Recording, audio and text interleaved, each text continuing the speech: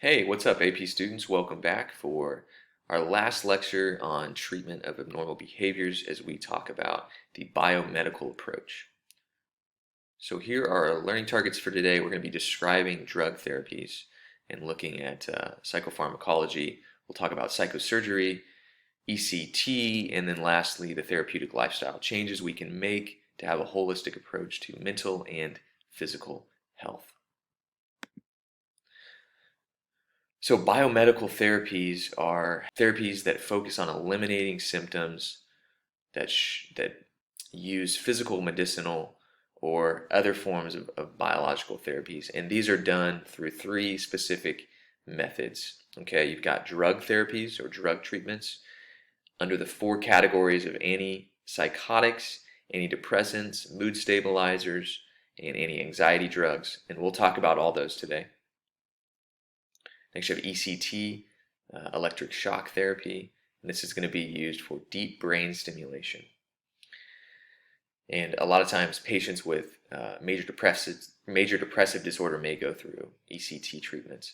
And then the last resort is psychosurgery. Okay, and this is used as a last resort because, in terms of alleviating psychological symptoms or disturbances, you're actually removing brain tissue. So this would only be used if everything else didn't work. And when we look at the development of psychosurgery, right, originally in the 1950s, you had something called lobotomies, and these were psychosurgical procedures used to calm uncontrollable emotional or violent behaviors in patients. And it had a lot of downsides, actually. There were many cases of people being left mentally dull, right? And what I mean by that is they would lose their personality, or they would actually lose the ability to live independently entirely. Like Rosemary Kennedy, John F. Kennedy's sister. She could no longer live independently after going under this procedure of lobotomy. So they're actually banned today. The last time one was performed was in the 1960s. Today you have more, less invasive surgeries like microscale psychosurgery, where it's done under a microscope and a robotic arm is used to move at smaller increments. And then you have stereotactic radiosurgery, which uses radio waves, right, and gamma rays to treat possibly patients with cancerous or other brain abnormalities. This is called the gamma knife, all right, and this is a popular machine used for stereotactic radio neurosurgery. I want to talk about what is psychopharmacology in terms of the biomedical perspective. It is the study of drug effects on mind and behavior, and it's really revolutionized treatment. Okay, you see here very clearly that hospitalization and hospital confinement in mental institutions has rapidly declined, right? Rapidly. That's a huge positive. It's benefited millions of lives, and people are able to live somewhat normally instead of being locked up and confined. So psychopharmacology has really changed the game for mental health disorders, and it's helped millions of lives. Downside, it's highly addictive, right? You can become really dependent on these drugs, these medications, to be the fixer, the ultimate fixer. In reality, they're just supplemental. You also need to have a healthy lifestyle, and you need to be seeking some other type of psychotherapy. A lot of times when doctors do prescribe medication, they also ask that you seek out more treatment for a holistic approach, right? So that's a downside, is there's the possibility that you can become reliant on that medication. Okay, this is a bit of review practice for you guys. I want you to think about, how do psychoactive drugs work? We're looking at the neural synapse, okay? So I'm going to take a minute, pause here, and I want you to answer this question using your AP psychology vocabulary. Talk yourself through the steps in neural transmission, and I want you to use as many terms as you can from the biopsych unit, okay? So take a minute to do that. Okay, so hopefully you guys were able to get through that process and review those terms like serotonin molecule receptor site, synaptic gap, action potential, right? And really be able to process the whole neural synapse that occurs. And so it starts with an action potential, right? Action potential is where that first neuron sends that brief neural impulse, and it travels down down the axon, and then causes this chemical reaction at the receptor site and at the synaptic gap, right? So here you've got all these little yellow bubbles coming out of this sending neuron, this first neuron, and then they go through this little junction, this synaptic gap, to these receptor sites, and it looks like this receiving neuron is receiving the molecule serotonin. Okay, and if you remember from our review of the second unit, when looking at serotonin, it is a emotional state based neurotransmitter, right? So if you have a low amount of serotonin, well, you're probably going to be at a low mood or a depressed mood. And so here, this example is going to go into my explanation of antidepressants. But this term, reuptake, is occurring in the sense that all these serotonin molecules that aren't being received by these receptor sites in this receiving neuron, they're going back into the sending neuron. This is known as reuptake, and it's recycling those neurotransmitters. So antidepressant drugs block this process of reuptake, all right? And drugs like Prozac are common antidepressants used, and they are known as SSRIs, or selective serotonin reuptake inhibitors.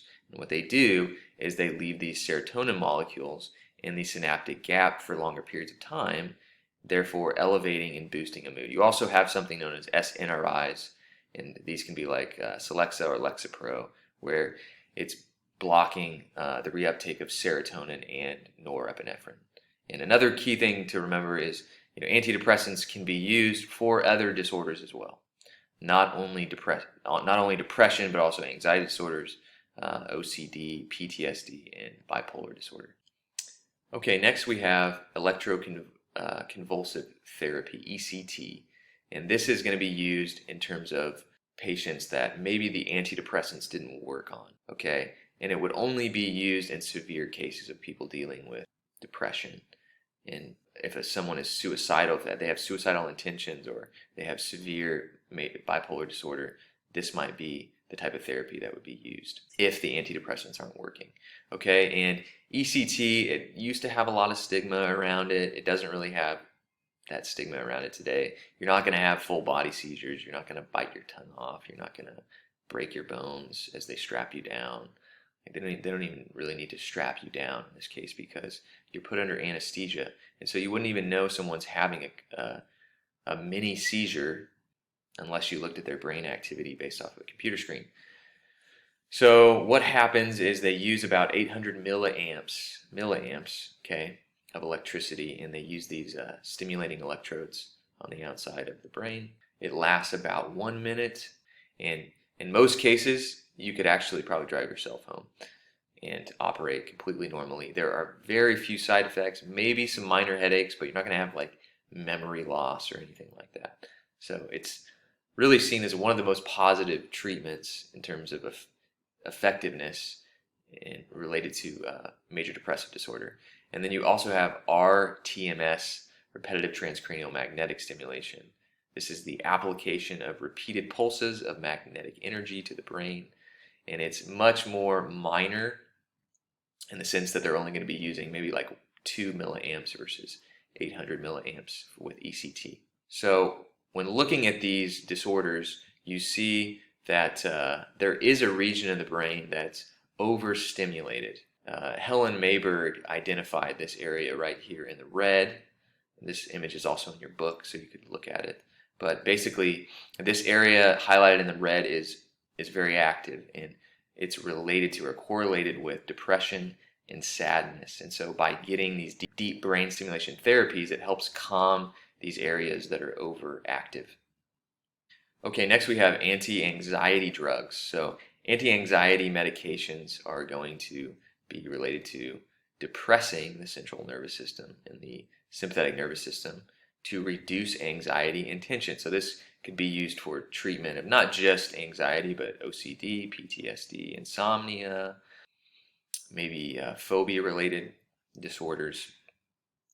And so typically what's going to happen here is you're going to see the use of a benzimethine, okay? And some of those types of medicines are Xanax or Ativan, and these are agonists. Again, that review word agonist. So they will increase the production of a certain chemical. And in this case, they're going to increase the production of an inhibitory neurotransmitter known as GABA, all right, gamma-aminobutyric acid. Okay, and this is a inhibitory, meaning it's going to slow you down, okay? Very important to understand. You have inhibitory, you have excitatory. Okay, inhibitory is going to slow you down.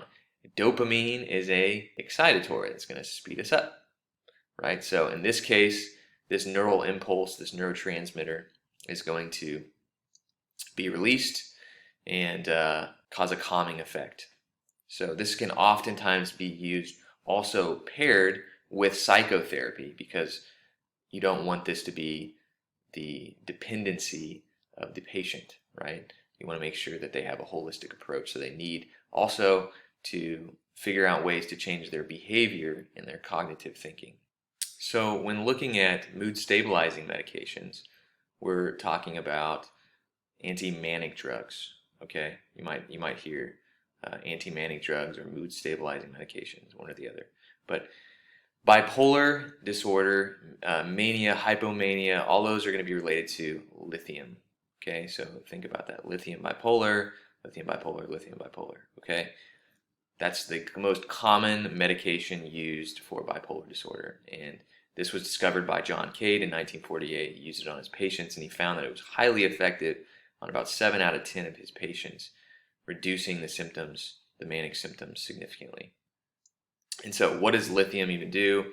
What it does is it moderates neural activity of these two specific neurotransmitters, reducing their levels, right? So if it's reducing the levels of a neurotransmitter, it would be acting as an antagonist, right? An antagonist or an inhibitory drug that slows down the production of these chemicals, norepinephrine and glutamate. Norepinephrine is associated with arousal and alertness. Glutamate is the most potent excitatory neurotransmitter in our bodies, and it's related to learning and memory. So too much of these leads to manic episodes and hyperactivity. So that's what lithium does. It slows the production of those chemicals down, acting as an antagonist. Now, kind of going back here, we're looking at schizophrenia and the etiology here. Because we're talking about antipsychotic medications next, so I just want to recap this briefly. But with schizophrenia, you do have causes not just related to neurochemical factors, but you also have genetic vulnerability, right? There's a lot of twin studies out there that show the correlations between identical twins and then also fraternal twins. So you see the genetic vulnerability. You also see the diathesis stress model in relation to suggesting that it's not just the genetic predispositions, but also combined with environmental factors. There are other vulnerabilities and related to the environmental stressors, right? If you have an increase in environmental stressors, there's a likelihood that those symptoms might manifest more frequently. And then neurochemical factors, which is what we're talking about today. So you've got these two hypotheses here, the dopamine hypothesis and the glutamate hypothesis. Now, the one that you're going to see more commonly in the AP content is the dopamine hypothesis. So you want to make sure you're familiar with that, as it's related to an excessive amount of dopamine that's being produced by the brain. And so dopamine is related to learning, movement, attention, emotion. And so the dopamine hypothesis explains a lot of the positive symptoms related to schizophrenia and psychosis about hallucinations and delusions. So when you take these medications like antipsychotics, it decreases the excessive amount of dopamine being produced. Glutamate hypothesis is it's probably not going to be on your AP exam, and it talks about the underproduction of this excitatory neurotransmitter glutamate and how there's not enough of it being produced. And so it's related to a lot of the understanding of the negative symptoms seen in schizophrenia. So glutamate hypothesis, dopamine hypothesis kind of gives us more of a full range of our understanding of schizophrenia. So with the dopamine hypothesis, let's focus on that. So these antipsychotic drugs it's important to note that in the dopamine hypothesis, what they're doing is they're being used to treat schizophrenia by decreasing the production of a neurotransmitter, dopamine and serotonin. These drugs are acting as inhibitory molecules, and they're blocking these receptor sites from receiving dopamine and serotonin. And as you can see here in this synapse, you've got serotonin and dopamine, and they're not being received by the receiving neuron. And the reason for this is because these drugs, these antagonists like Zyprexa, Risperdal, Seroquel, clozapine, are blocking these receptor sites. And so this is going to decrease the positive symptoms like paranoia, hallucination, delusions, etc. And then you do have side effects with these antipsychotic drugs. And some of those being, one that AP really likes to focus on is the involuntary muscle twitches called tardive dyskinesia. And so this could be related to like tics that you might have in your tongue, your facial expressions, your nose. It could also be other body limbs that you have these involuntary twitches. And then you have the lowering production of white blood cells. You might see increased weight gain. And then an area that a brain structure that could be affected is the basal ganglia, which we talked about in Unit 7 when we were discussing cognition and understanding memory of certain procedural things like riding a bike. So that specific brain structure is going to be related to those memories, those implicit memories that you don't think about necessarily consciously. Now, what I want you to do is I want you to think critically here for a minute. We've been talking about the biomedical approaches and how important they are, but it's also really important for you to remember lifestyle changes. So think about some lifestyle changes that we've discussed throughout this course and just some common things that you use in your life to have a healthy mind and body. All right, go ahead and do that now. Hopefully you were able to come up with some good answers there related to lifestyle changes. And one thing we all deal with is depression, sadness, right, and anxiety. We all deal with it. And so how do we relieve these symptoms? And there's been some studies done on what's called lifestyle change therapy, and it's more so of a preventative care kind of therapy, right?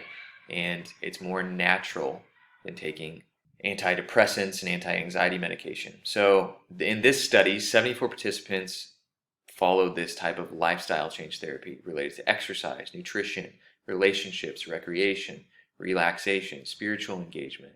And what they found was that 77% of those who actually followed the lifestyle change therapy for a significant period of time saw a massive decline in their depressive symptoms. And so this goes to tell us that, yeah, while the biomedical approach is good and it's important and we very much need it, okay, biomedical therapies are not always the answer. And that also lifestyle change is really important too. Now, all right, this is it for today. This is a bit of AP review, and I'm going to give you guys some FRQ practice for the upcoming AP exam. So this was posted by Miss Fenton, and she's kind of doing a lot of these AP College Board review sessions on YouTube live. So if you want to check those out, you can. They're actually really good. I highly recommend them. She's a phenomenal teacher. College Board chose her for a reason. So this was a AP exam practice that she posted, and I just took a screenshot of it and put it on here. So if you guys go ahead and fill this out in the comment section, respond to this, at the end of the Ed Puzzle you'll see the answers. Okay? All right, that's it for today, everybody. Take care.